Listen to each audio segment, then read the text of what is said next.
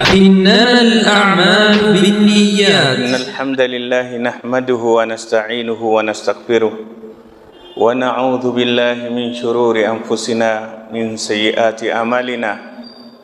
من يهده الله فلا مضل له ومن يضلل فلا هادي له.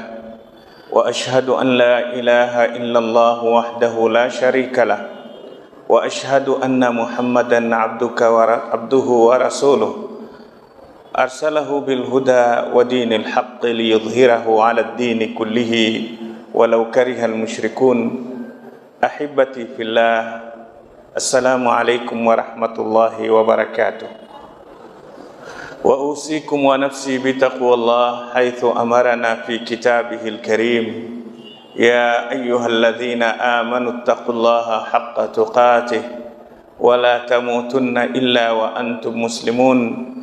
وقال تعالى: يا أيها الناس اتقوا ربكم الذي خلقكم من نفس واحدة وخلق منها زوجها وبث منهما رجالا كثيرا ونساء واتقوا الله الذي تساءلون به والأرحام إن الله كان عليكم رقيبا. وقال تعالى: يا أيها الناس اتقوا ربكم الذي خلقكم من نفس يا أيها الذين آمنوا اتقوا الله وقولوا قولا سديدا يصلح لكم أعمالكم ويغفر لكم ذنوبكم ومن يطع الله ورسوله فقد فاز فوزا عظيما. اللهم اجعلنا من الفائزين. أحبتي في الله، baada ya kumshukuru Allah tabarak wa taala na kumtakia rahma na amani kipenzi chetu Mtume Muhammad alayhi salatu wassalam, insha Allah muhadhara wetu wa leo ni kujitafuta na kujiuliza nafsi yako, wewe ni nani mbele ya Allah tabaraka wa taala. Tunapoisoma Qur'ani kwa kuizingatia kama alivyoamrisha Allah tabarak wa taala, tuisome Qur'ani hii kwa mazingatio. Tunapata katika Qur'ani Allah tabarak wa taala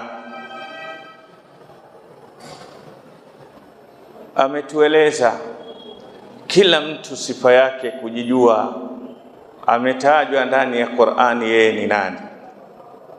Mara nyingi wanadamu katika maisha yao ya dunia, nafsi na shetani huja zikawachezea.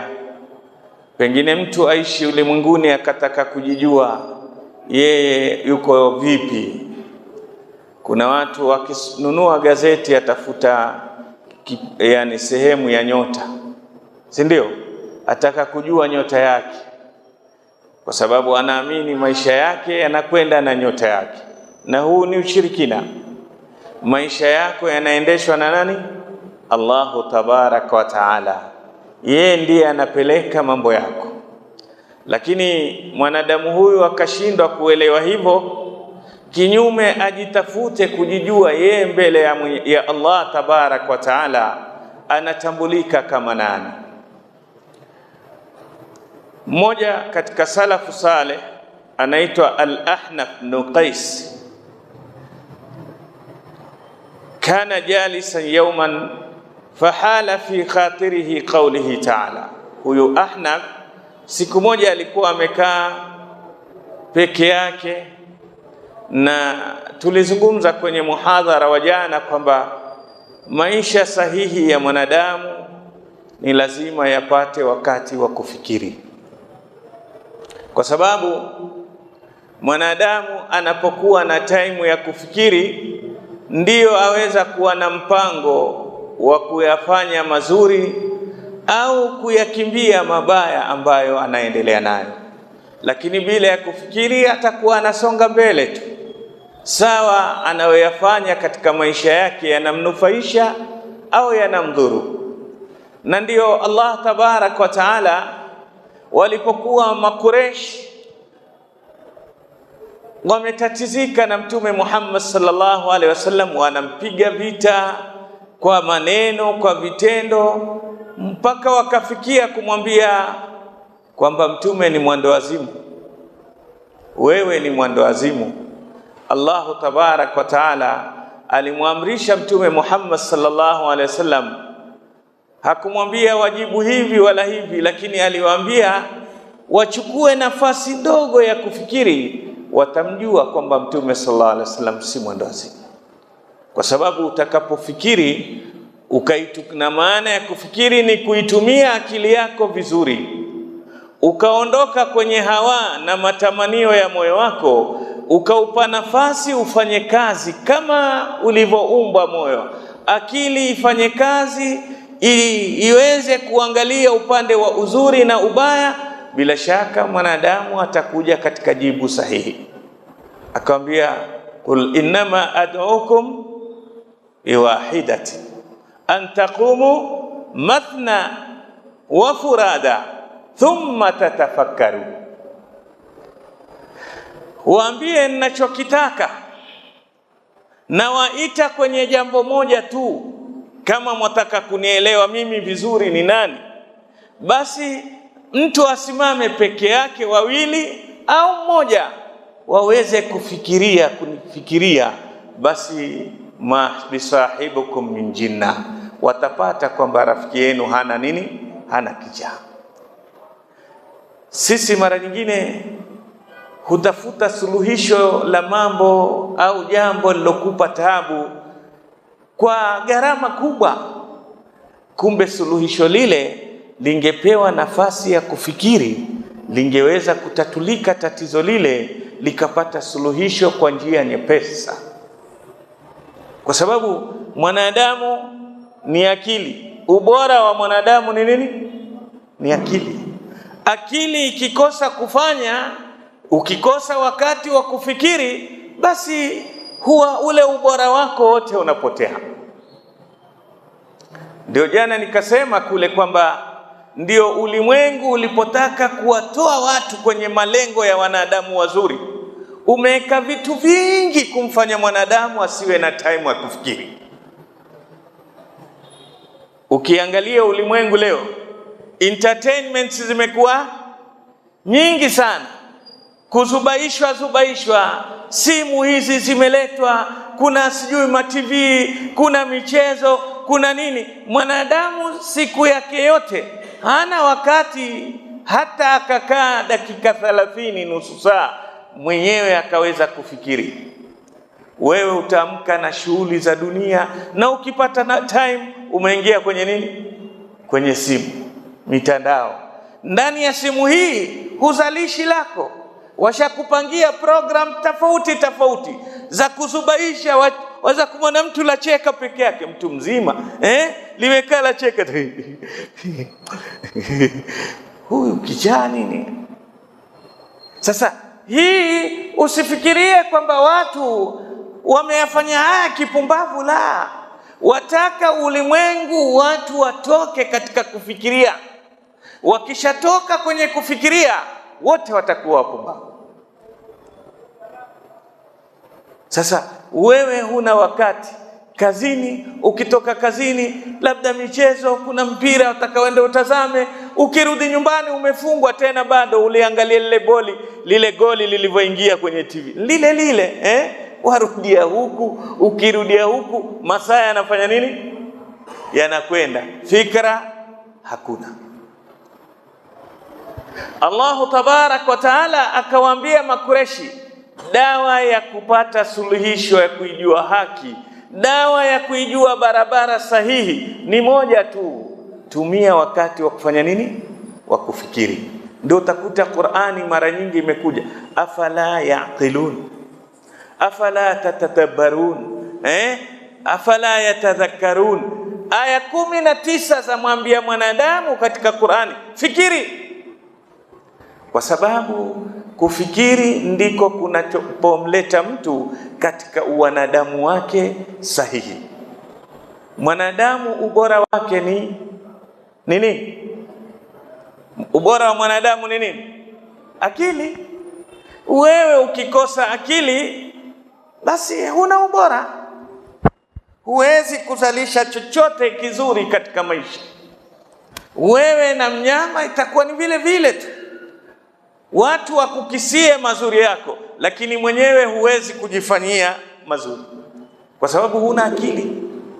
Ndio wakati wa mmoja katika hizi dola za Abbasia, katika watawala wake mmoja alikuwa na mshauri mmoja akiitwa Muhammadul Hashimi.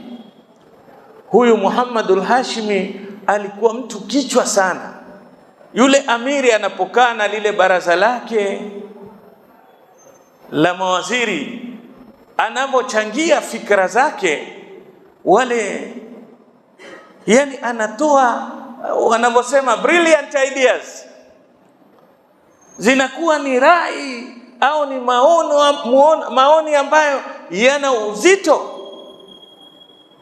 Siku moja yule amiri akakaa kwenye baraza vikao kadhaa, akampata yule Muhammad al-Hashimi hana kitu.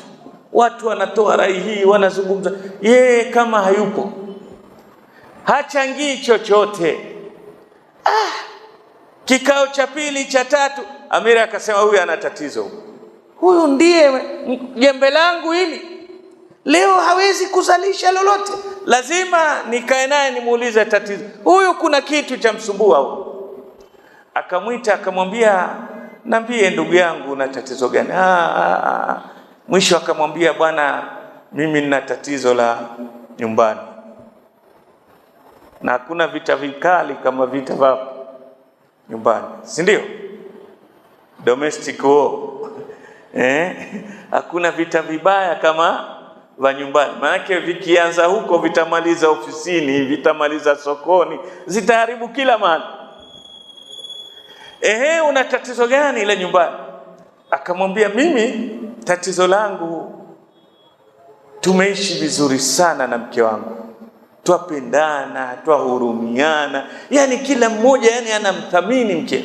Siku moja nilikuwa nimekaa na mke wangu, twazungumza jioni, mwezi wakati wa full moon, ile Lailatul Badri, tumekaa kwenye bustani, twazungumza vizuri, twapeana maneno mazuri. Nikamwambia mke wangu neno hili, mke wangu, naam mume wangu. Akamwambia, usipokuwa mzuri kushinda mwezi kuliko mwezi, fa anti talik, basi mimi nimekupa talaka, wewe si mke wangu, nimekutaliki. Usipokuwa mzuri kuliko mwezi, basi umeachika.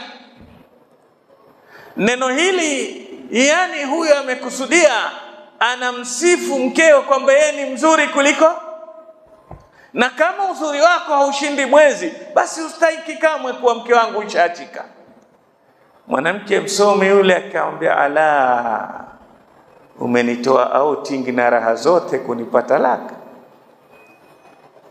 Haya, narudi kwetu.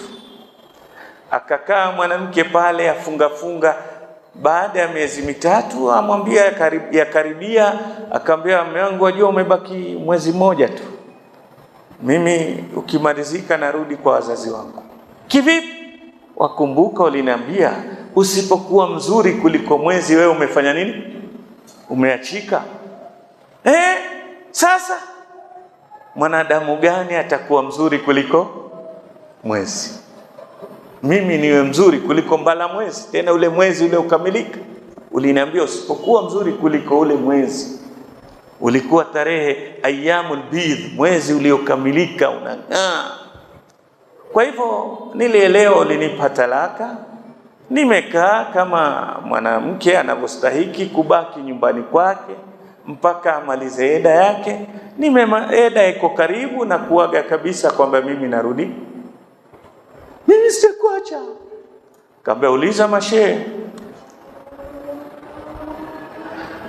Alafu asema kila shehe ninayemuuliza, mfalme amiri, aniambia mimi talaka ishafanya nini? Ishapita. Sasa asema ndio akili yangu imefanya nini? Imesizi.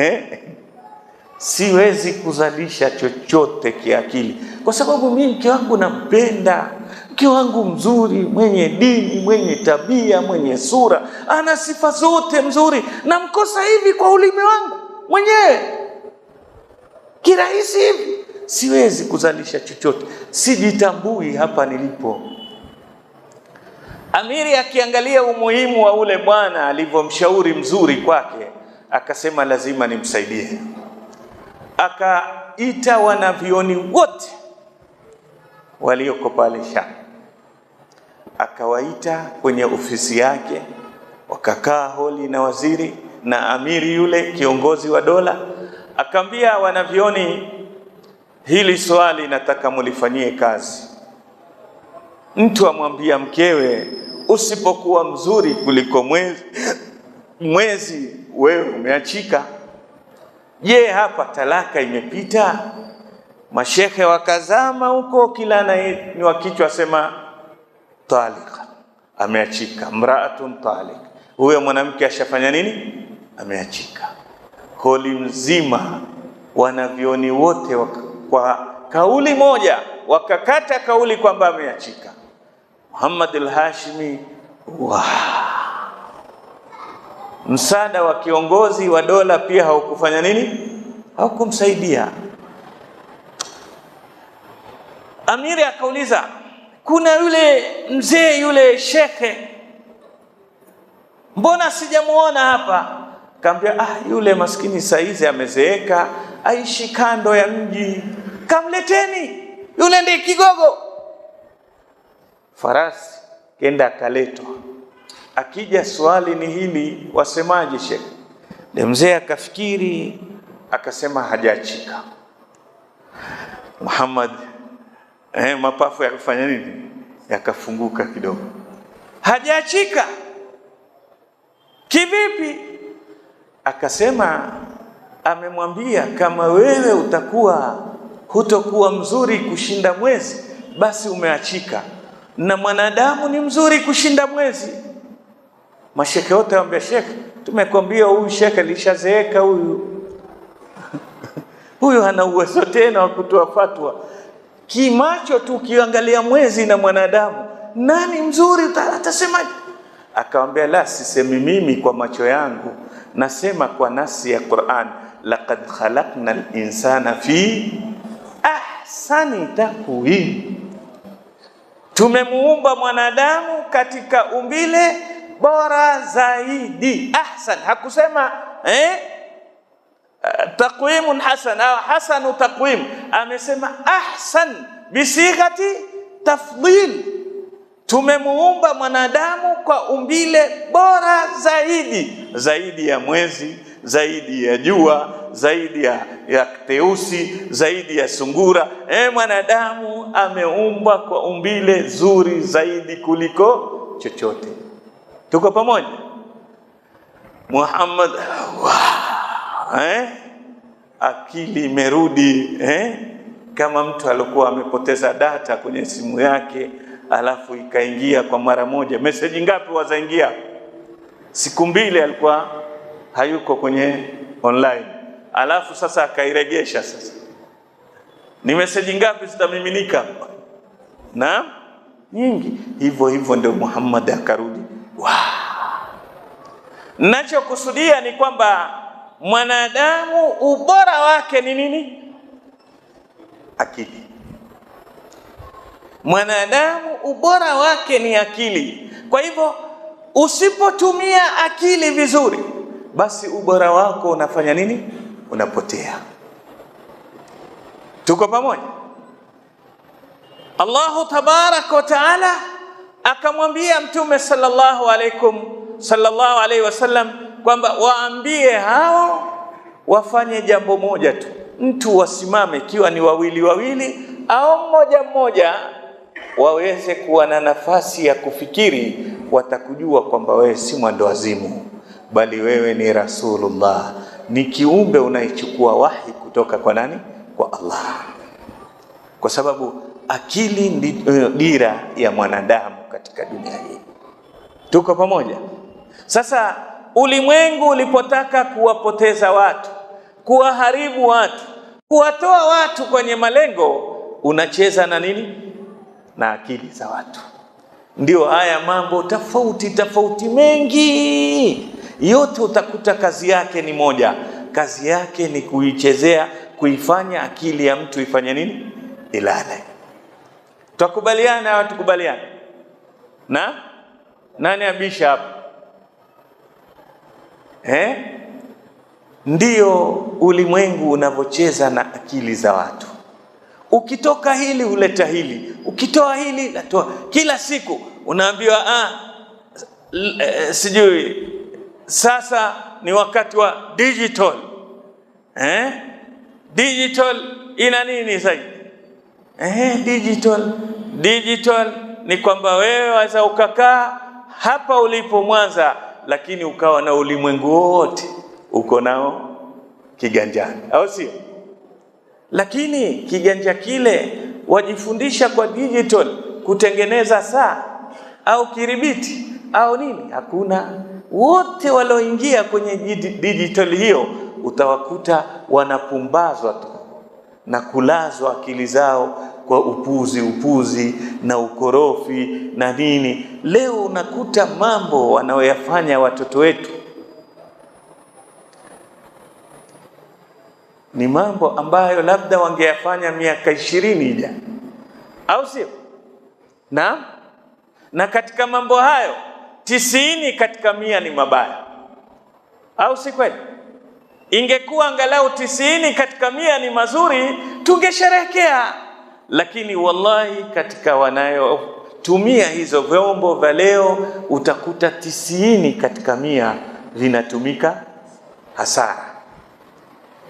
Leo utakuta watu walia maisha magumu, lakini ni nani ambaye hatumii 1000 au 2 ambazo si za biashara zinakwenda kwenye upuzi? Hata mtu duni ule anaipata kipato kidogo, kuna buku kwa siku lapotea kwenye nini? Si ndio? Ingekuwa hilo buku uzalisha diary au dictionary ingekuwa afadhali, lakini hilo buku halizalishi chochote. Ni buku lile panya buku, linamtia hasara. Tumeelewa? Halina faida yoyote katika maisha. Sasa hizi usifikirie ni mambo yaenda tu, hapana. Watu wamekaa wakafikiri, vipi tutawawini hawa watu katika mabaya? Ni lazima tutumie mbinu hizi na hizi na hizi. Leo katika bajeti walia maisha magumu, lakini kuna na bajeti. Mkewe za kuambia sina bundles leo, na kweli imekubalika kwenye akili ya kila mtu kwamba bundles ni moja katika bajeti ya maisha ya nani? Ya mwanadamu wa leo. Bundles ile hana biashara atafanyia, hana salamu za wazazi atawaulizia, nyingi itatumika katika umbea na nini na upuzi ule. Leo fasadi inaofanyika, nyinyi vijana mnajua, mkiingia kwenye hizi social media ni mangapi mabaya unayoyaona. Sasa yote haya ni kufanywa wewe uache kutumia chombo chako muhimu ambacho ni nini? Ni akili. Al-Ahnaf ibn Qais alikaa siku moja, hakuwa akichati, alikaa akifikiri. Ni katika wasia aliopewa Mtume Muhammad sallallahu alaihi wasallam ni Jibril, an takuna samti fikra wa nadhari ibra. Mtume sallallahu alaihi wasallam asema, ausani Jibril amenihusia mambo kadhaa, mambo 9. Moja ni kwamba iwe kunyamaza kwangu ni kufikiri. Ninapokaa nikanyamaza, basi nafikiria akhira yangu, nafikiria uhusiano wangu na Allah, nafikiria muamala wangu na malezi yangu na watoto wangu, nafikiria muamala wangu na jirani zangu, nafikiria ya muhimu kazi yangu. Lakini leo mtu aza kukaa masaa 2 hafikiri chochote chake, bali afikiria mambo ya watu. Amewekewa hapa, yanampeleka mbio, peleka mbio, yuko hivi, kiasi mume na mke wamekosana. Mume amelekea kule na simu yake, mke amelekea kule na simu yake, huku kuna mambo yaendelea huku, mpaka mume asema letee maji. Kule mke kuna swali la ulizwa, asema la, nipe maji, la.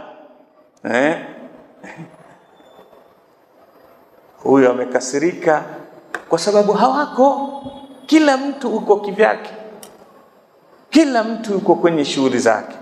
Mlikuwa na wakati zamani, labda ukikaa na watoto wako na familia yako, watu wakizungumza, wakielezana, wakipeana. Wazazi wasokusoma huko nyuma walikuwa wakitolea hadithi watoto wao, si ndio? Baada ya kula wanakaa na watoto, anawapa hadithi yenye mazingatio ambayo itamsaidia katika nini? Maisha yake. Leo hakuna tamwili. Mtoto kanunuliwa yaitwa nini ile tabu lake kule, amekaa na tabu lake, mama amekaa na iPhone yake, huyu amekaa sijui na kila mmoja na kifaa chake. Kila mtu yuko kwenye ulimwengu wa watu. Ingekuwa bora labda angekuwa katika ulimwengu wao, lakini kila mmoja ameingia kwenye ulimwengu wa watu, wanaendeshwa na fikra za watu. Ahnaf bin Qais kana jalisan yawman fahala fi khatirihi. Siku moja huyu Ahnaf amekaa kimya, yuwafikiria. Mtume sallallahu alaihi wasallam asema, Jibrili amenihusia an takuna samti fikra, iwe kunyamaza kwangu na fikiri. Wewe mwanadamu lazima uwe na time ya kufikiri. Wa nadhari ibara, na ninapoangalia siangalii ovyo, ninapoangalia nachokiona napata mazingatio. Kwa maana naloliona katika maisha linipe somo kwamba ukiishi hivi mwisho wake ni ule.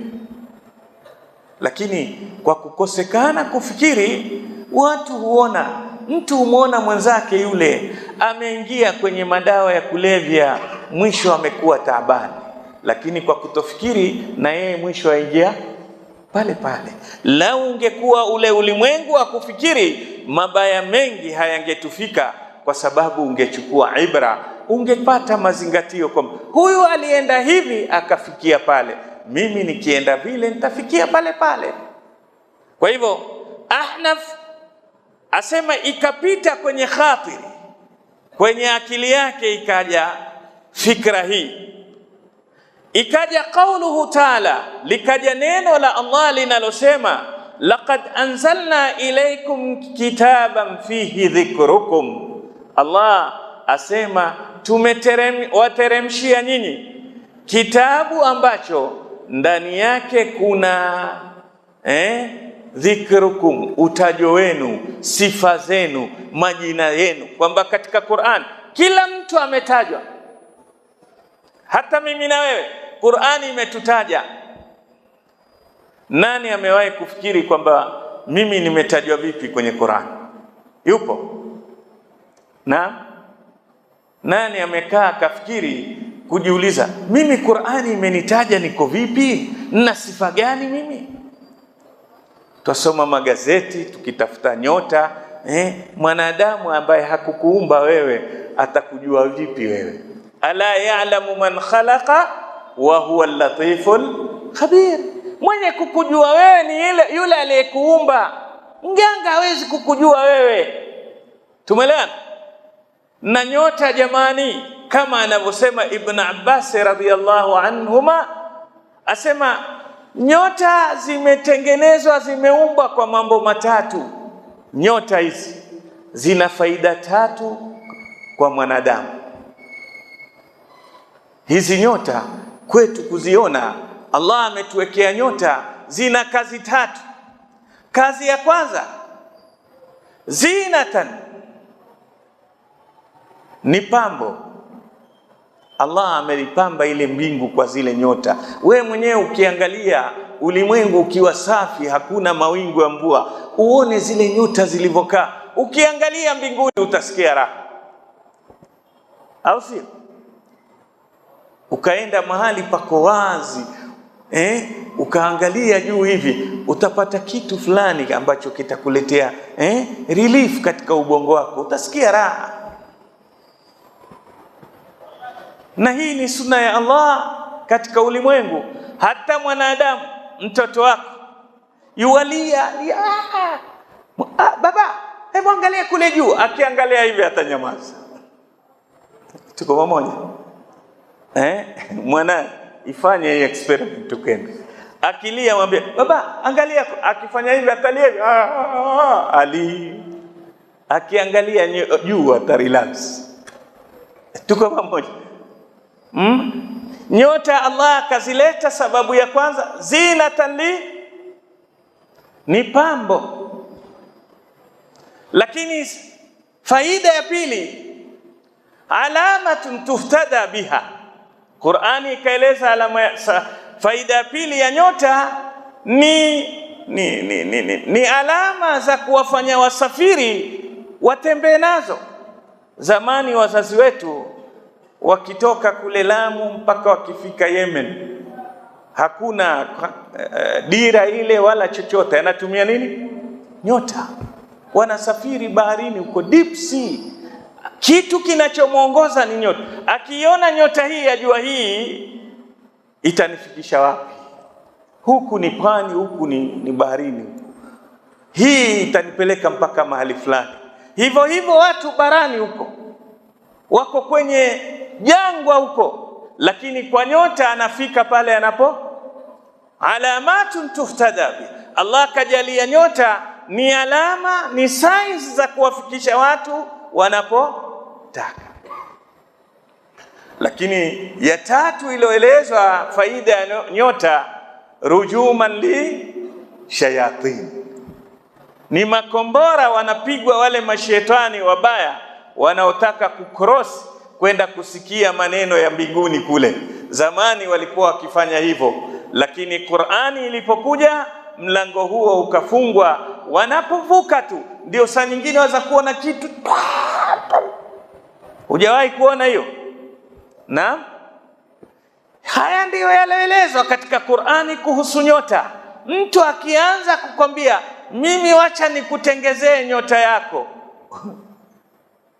mwambie kwanza itengeneze hili, iondoshe moja kule ndio uweke yangu pale. Nani aweza kutengeneza nyota? Ni mambo ya kudanganyana. Tumeelewana?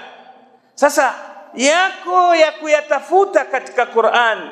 Allahu tabarak wa taala asema laqad anzalna ilaykum kitaban fihi dhikrukum, tumewateremshia nyinyi kitabu, ndani ya kitabu hiko mna sifa zenu zimeelezwa moja baada ya nyingine. Al-Ahnaf alipoisoma aya hii, faqala alayya bil mushaf lialtamisa dhikri hatta a'lama man ana, akasema kuanzia leo nitajifunganisha, nitajilazimisha na msahafu, nijitafute mpaka nijue mimi nina sifa gani katika Qur'ani, nijitambue niko wapi, nimetajwa vipi ndani ya Qur'ani, mimi jina langu nililopewa ni jina gani ndani ya Qur'ani.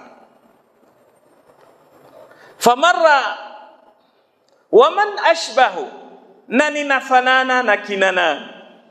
Famarra biqaumin, Al-Ahnaf katika kusoma Qur'ani kujitafuta, akakuta aya zinazungumzia jamii fulani katika Qur'ani inatajwa, ambao Allah tabarak wa taala anawasifu kwamba ndio watu watakaoirithi pepo yake, ndio wacha Mungu wa kweli. Yunfiquna fis sarra wal dharra wal kadhimina al ghayz wal afina 'anil nas wallahu yuhibbul muhsinin. Akaipata sifa hii. Kuna watu Allah amewasifu kwamba atawapa janna ambao upana wake ni upana wa mbingu na ardhi. Watu hao sifa yao ya kwanza, yunfiquna fis sarra wal dharra, wanatoa mali zao kwa ajili ya kuwakirimu na kuwasaidia wale wanyonge, kwa kuwa nayo katika hali kutoa kwa hali ya furaha na hali ya dhiki. Wakati wana neema wanatoa kingi kwa neema yao, na wakati wana kichache pia wanatoa kile kichache chao kwa uchache wake. Wakati wana furaha wanatoa, wakati wana dhiki pia wanatoa. Sifa hii ni nadira kwa wachache sana. Kuna watu wamegawanyika. Kuna watu akiwa na neema aweza akatoa, akiwa na raha, lakini akiwa na matatizo kidogo tu, licha kutoa, akisalimiwa sawa, ni amjui watu, assalamu alaykum, asema amjui watu. Kuitikia hata salamu ni mtihani. Umeelewa? Lakini hapa Allah akaiunganisha watu hawa, wako hali mbili, wanatoa kwa raha na kwa dhiki. Wanatoa katika hali wanayo nafasi na wakati wana hali ngumu. Wao kutoa kwao, madamu wamelijua ni jambo linamfurahisha Mola wao, wanatoa kwa hali yoyote. Kuna watu hawatoi mpaka waumwe, si ndio? Tabani pale ndio sasa sema jamani, takamtolee sadaka. Lakini waonaje ungetoa mwenyewe sadaka? Sasa unawaambia watu wana khiari wakutolee ama wasifanye nini? Wasikutolee.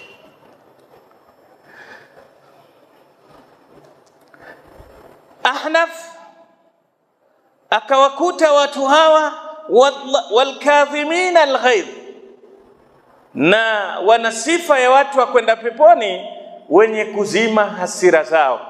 Aweza kuwa amekasirika, lakini akajishusha hasira zake kwa kumfikiria na kumwogopa nani? Allah tabaraka wa taala. Yani ana uwezo wa kupambana na hasira zake. Hii ni sifa ya peponi. Usibebwe na emotion. Watu wengi wasema mimi ni mtu mzuri sana, lakini ukinikorofisha hutoamini. Wewe ni mtu mbaya sana. Mtu mzuri ni yule ambaye akikorofishwa aweza akafanya nini?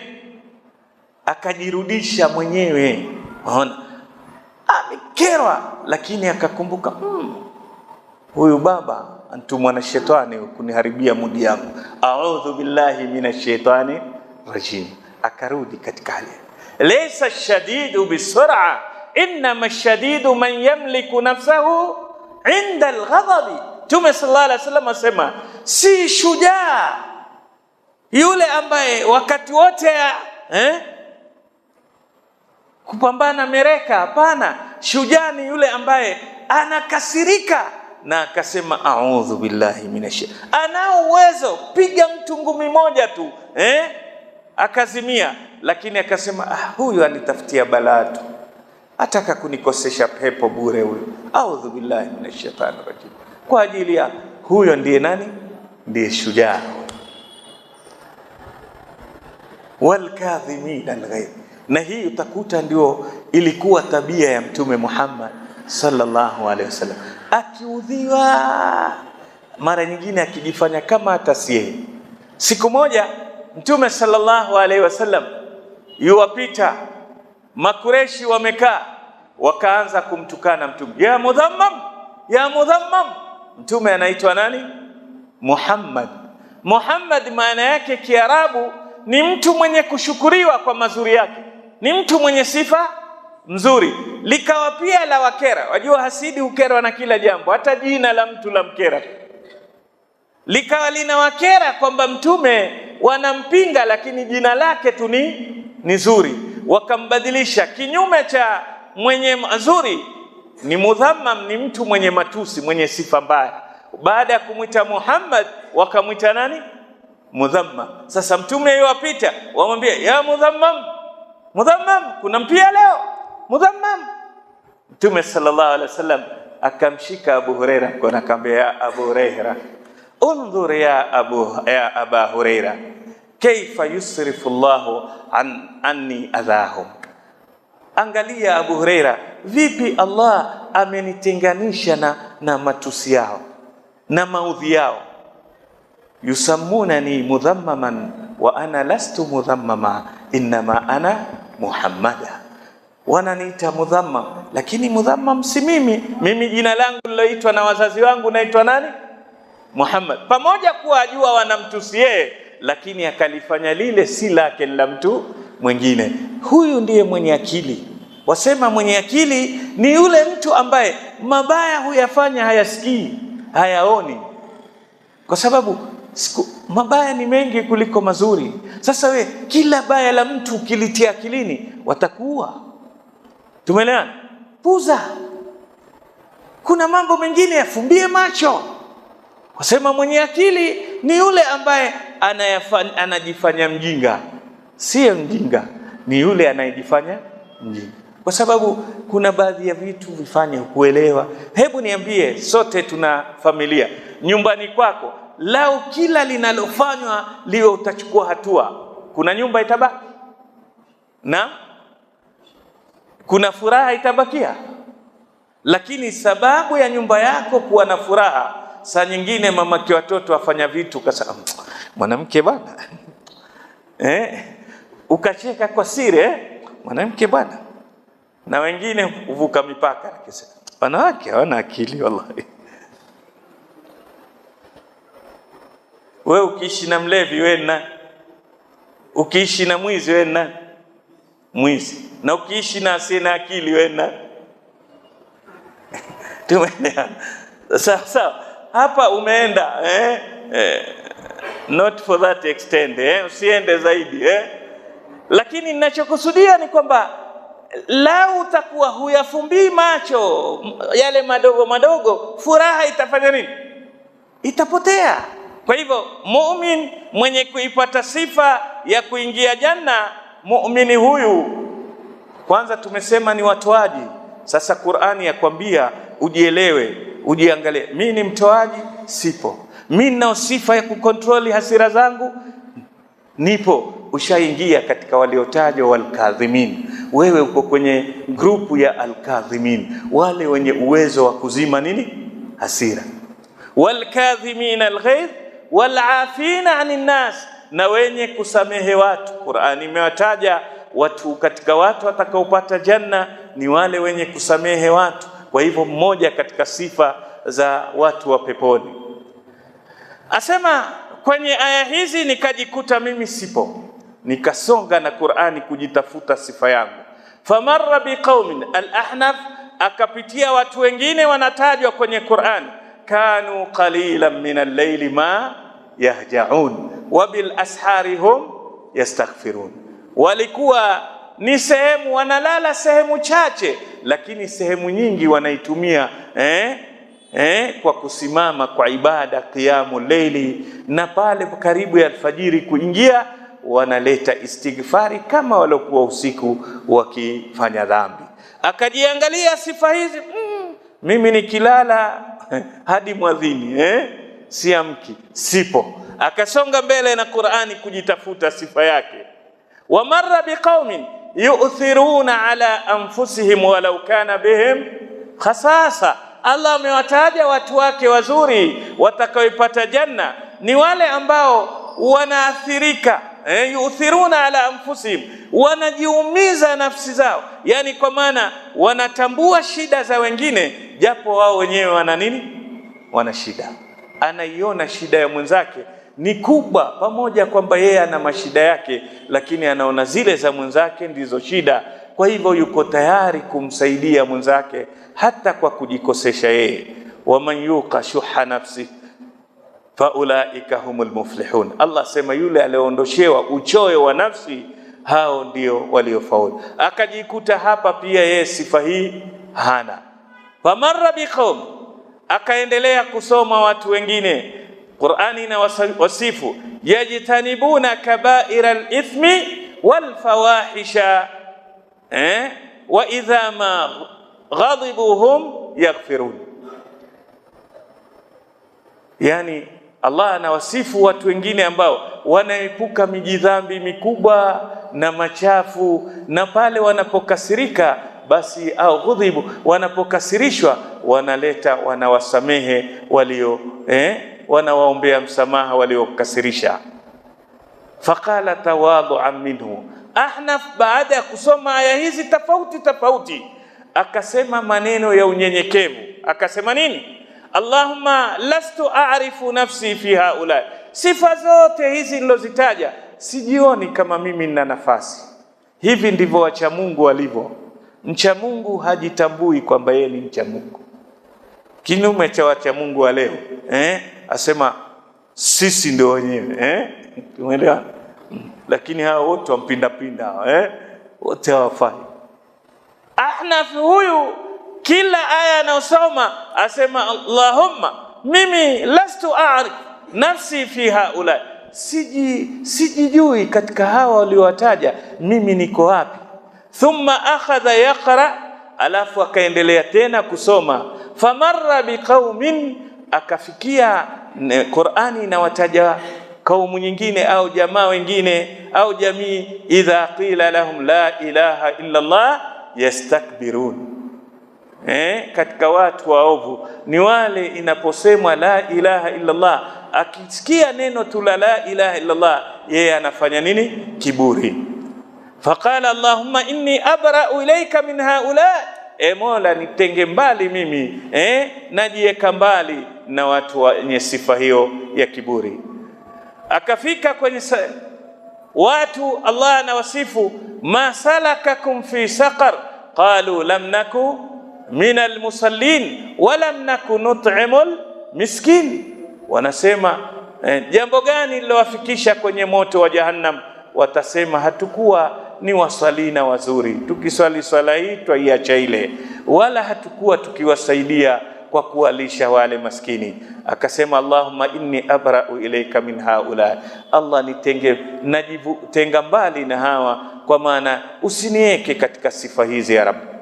Hatta waqa ala qawlihi ta'ala, akaipekua Qur'an mpaka akafika kwenye neno la Allah, wa akharuna i'tarafu bidhunubihim khalatu amalan salihan wa akhara sayyi'a asa Allah an yatuba alayhim inna Allaha ghafurur rahim. Qur'ani ikafikia mahali asema wengine, kuna watu katika dunia hii i'tarafu bidhunubihim, wanakubali makosa yao, wanaishi katika dunia, wanafanya amali nyingine mzuri na nyingine mbaya. Kwa hivyo wanapofanya zile mbaya, wanaomba msamaha kwa Allah wakiwa na imani Allah anawasamehe, na Allah ni mwingi wa kusamehe, ni mwenye huruma. Hapo Ahnaf akasema Allahumma ana min haula, mimi ni katika hawa, mimi sifa yangu ni katika wenye kupatia na kufanya nini na kukosea, nisamehe ya Allah. Tuko pamoja? Akasema mimi niko katika hawa.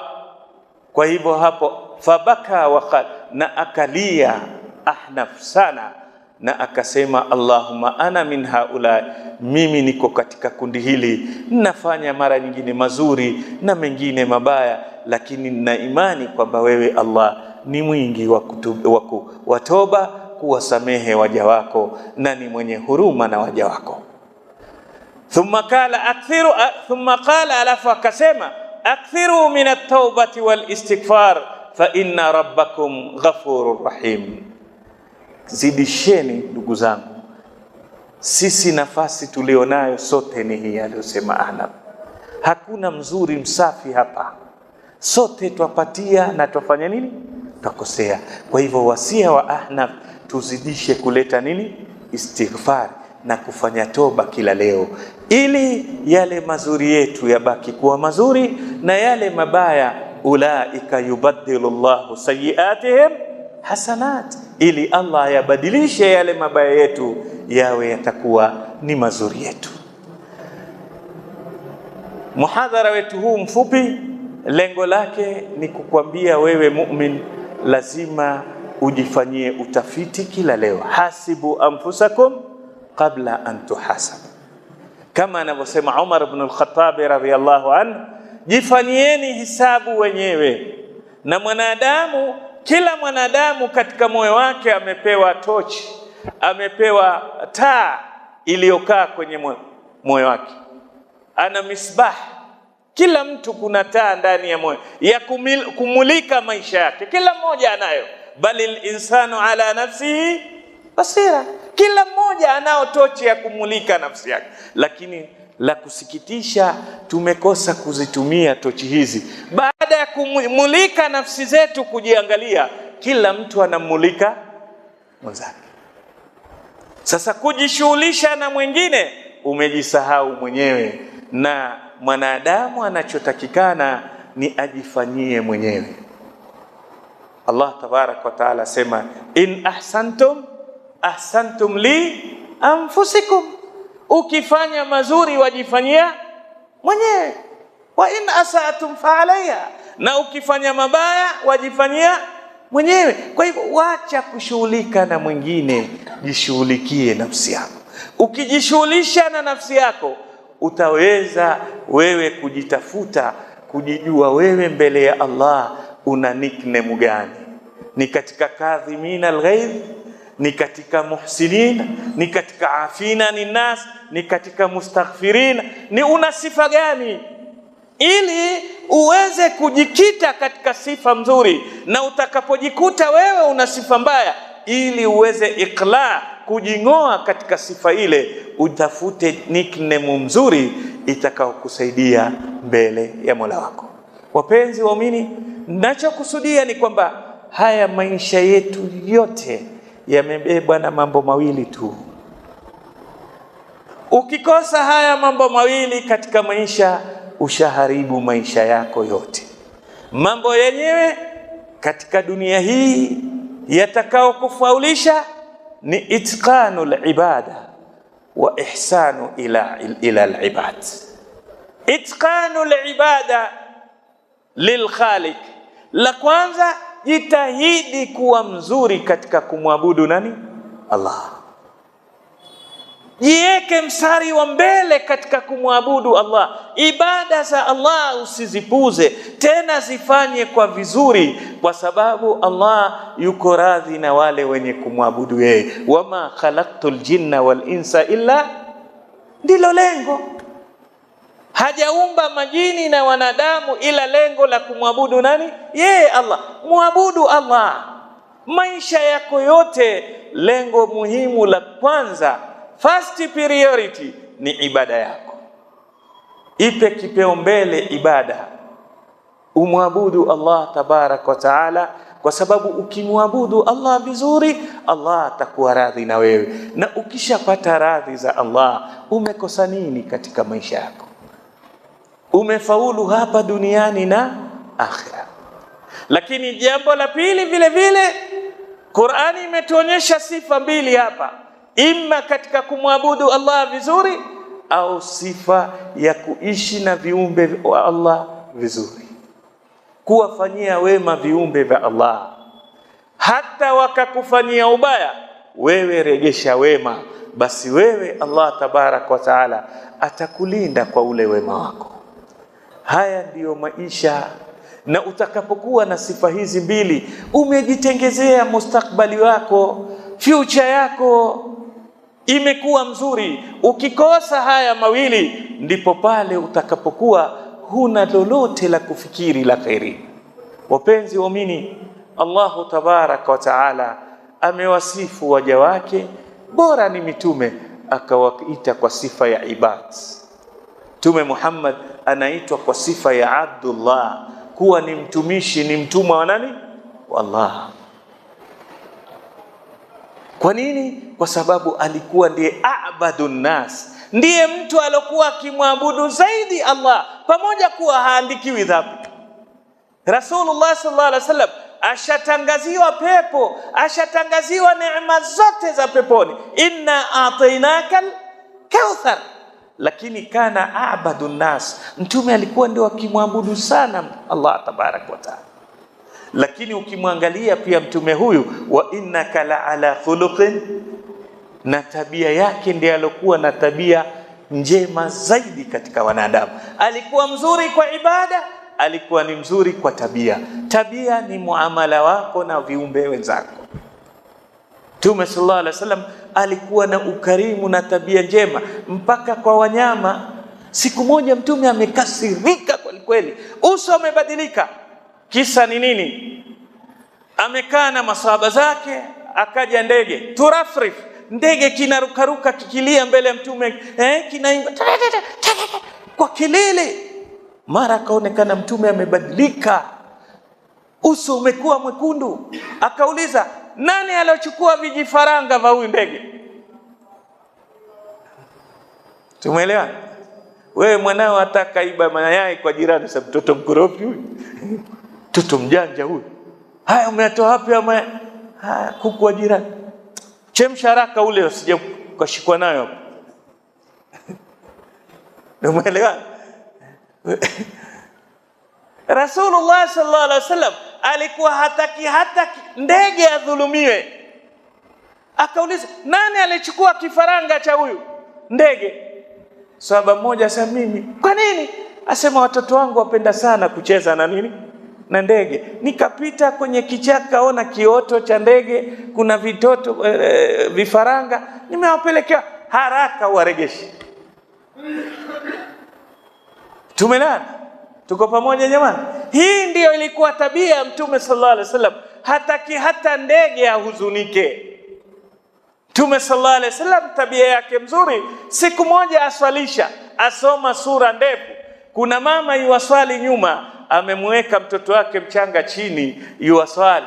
Mara mtoto akaanza kulia yule. Mtume alikatiza ile sura. Chap! Akarukuu. Ya Rasulullah, ulikuwa ukiendelea, mbona ulikatiza? Asema, nimesikia sauti ya mtoto akilia na ninajua huzuni ya mama anaoipata pindi mwanao akifanya nini? Analia. Tuko pamoja? Hii ni kuonyesha kwamba salama, maisha mazuri ya muumini ni kuwa na sifa mbili, na tujitahidi kwa tabia njema, kwa sababu tabia njema ndiyo itakaoweza kulinda ibada zako. Waweza ukawa msalina sana, lakini ulikuwa mkorofi, siku ya kiyama wakapewa watu thawabu zako zote za swala. Huyu ulimtusi, ule ulimpiga, yule ulimfanyaje, wakazibeba zote, ukabaki kama hukufanya amali. Pengine na kuna wengine wanashtakia, huyu mimi pia alinifanya hivi. Huna, anachukuliwa dhambi zake, unabebeshwa wewe, thumma yutrahu finnar. Alafu mtu alokuwa na ibada mzuri aingizwe motoni kwa sababu alikosa tabia njema. Tabia njema ndicho kitu ambacho hapa duniani leo alfajiri nilitoa kisa cha kuonyesha tabia njema inavyomsaidia mwanadamu. Mtume Muhammad sallallahu alaihi wasallam asema sanai'ul ma'ruf taqi masari'as su'. Utendaji wema unamuokoa mtu, unamlinda mtu na matukio mabaya. Kuna bwana mmoja alikuwa akifanya kazi kwenye kiwanda fulani cha usafirishaji, kiwanda cha kukausha samaki. Samaki wanakuja, wanawekwa kwenye cold store ile, wanagandishwa, wanasafirishwa. Sasa yeye ni engineer wa zile mashini. Siku moja yule bwana ana tabia, akiingia kwenye geti kuna mlinzi. Mlinzi ni mtu wa chini ndani ya kampuni, au sio? Au sio? Watu wanaingia na mijigari yao pale, akimsalimia atampigia honi, si ndio? Ndio salamu hiyo, Lakini huyu bwana akifika, yuwatoka kwenye gari amsalimia, baba shikamoo, hali yako, waendeleaje? Toa salamu vizuri, asalamu alaykum wa rahmatullah. Shikamoo baba, vipi hali yako, familia, uko sawa mzee wangu, huna tatizo lolote mzee? Lakini leo mbona wiki hii nakuona acheka naye, aingia kazini kwake. Akitoka, haya baba, tunakutangulia, sijui nini, ubaki salama nini, maneno mazuri amwaga. Kwa miaka 35. Siku moja huyu bwana akaingia kwenye ile chumba cha mitambo ile ya kugandisha. Alipoingia kwa haraka, ataka kuchukua kitu kutoka, kufungua ule mlango, hakuregesha vizuri. Ule mlango ukaregeshwa na upepo, ukajibana, funguo ikaanguka chini. Yule bwana ndani akipiga kelele haitoki. Ni cold store inavyotengenezwa, hata hewa haingii. Yule bwana akasema, kifo kimefanya nini? Kimenifikia. Piga kelele zake, hakuna anamsikia. Agonga, hakuna. Watu ndio waenda zao. Yeye alikuwa akikimbilia ni time ya kutoka. Akabaki pale mpaka amefikia sasa, baridi ile imemwingia na yeye imefika hali wasubiri kifo, amekaa. Sijui mnazo habari za kule Kenya, kuna mauti ya Shakahola. Umesikia neno Shakahola?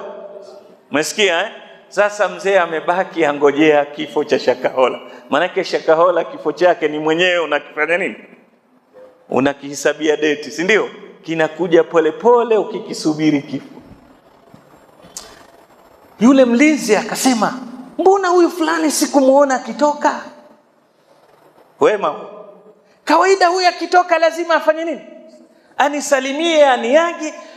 Kwa miaka 35 leo sijamuona akitoka. Hapana, huyu hajatoka. Huyu akitoka na hapa lazima anisalimie mimi, aniage. Huyu bado. Wema ukamsukuma amtafute. Ikabidi aende kwenye sehemu zake za kazi. Moja ni kule cold store. Alipofika ishara ya kwanza akaona funguo imeanguka nje. Akivuta mlango umebanika, akajua huyu yuko ndani. Akifungua yule jamaa ameganda kama samaki na si ndio?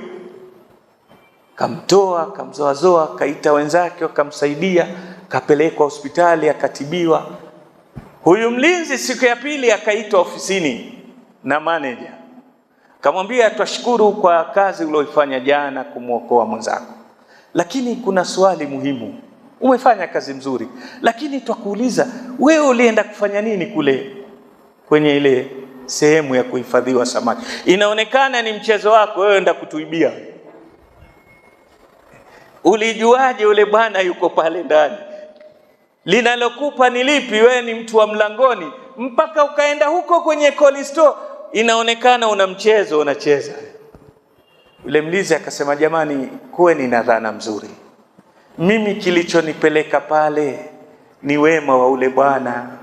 Yule bwana kwa miaka 35 akiingia akitoka lazima anisalimie, aongee na mimi vizuri. Siku ile nikamkosa, nafsi ikanisuta. Haiwezekani kuwa ametoka huyu bila ya kukuaga. Ndio nafsi ikanilazimisha nimtafute, na kweli nikifika nikakuta funguo imeanguka, nikajua huyu mlango umejibana na yuko ndani, na ndio nikamsaidia. Jamani, Mtume Muhammad sallallahu alaihi wasallam asema, la tahqiranna min alma'rufi shay'a. Usidharau katika wema chochote. Usione huu ni wema mdogo. Hakuna wema mdogo, kwa sababu wema unaofanya kwa ajili ya Allah ambaye ni al-Aliyul Kabir. Unayefanyia wema ni Allah aliye mkubwa. Kwa hivyo hakuna wema mdogo. Kilichomsaidia huyu ni yale mazuri yake ya tabia yake njema, ndiyo ile muokoa na majanga haya ya kuganda kama samaki, kwa sababu ya wema wa salamu anaomtolea mlinzi. Tujiulize sisi, ni wangapi ambao tunadharau? Ni wangapi ambao hatujali? Ni wangapi ambao hatufikirii kwamba sisi ni wanadamu, na tukimfanyia wema mwanadamu tutalipwa wema na nani? Na Allah tabaraka wa taala. Wa sallallahu ala nabiyina Muhammadin wa alihi wa sahbihi wa sallam, wa jazakumullahu khairan. Wassalamu alaikum wa rahmatullahi wa barakatuh.